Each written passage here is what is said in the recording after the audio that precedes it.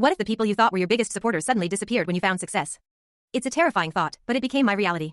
Have you ever wondered if success can truly cost you your closest relationships? There was a time when I thought I had the perfect circle of friends. Late-night talks, endless laughs, and dreams shared under dimmed lights in living rooms, we were inseparable. We celebrated the small wins together, a good grade, landing a part-time job, or surviving another semester of college. Everything felt secure, unconditionally supportive. I never doubted that these people were my ride-or-die crew. They were the first ones I called after a long day, and they always had my back when the world felt like it was against me.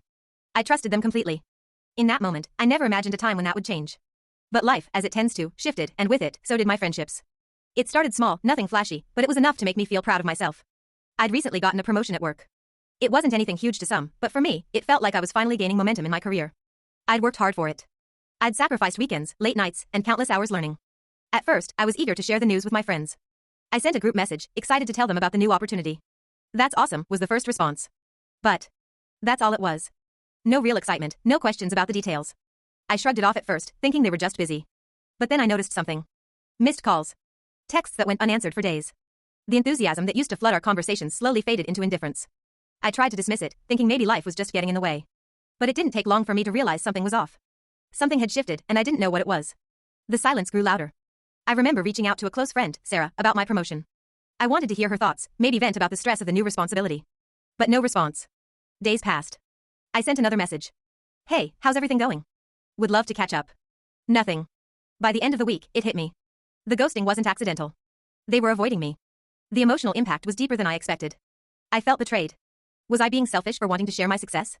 Was I being insensitive to their own struggles? I couldn't help but wonder. Is success truly isolating? The confusion turned into hurt.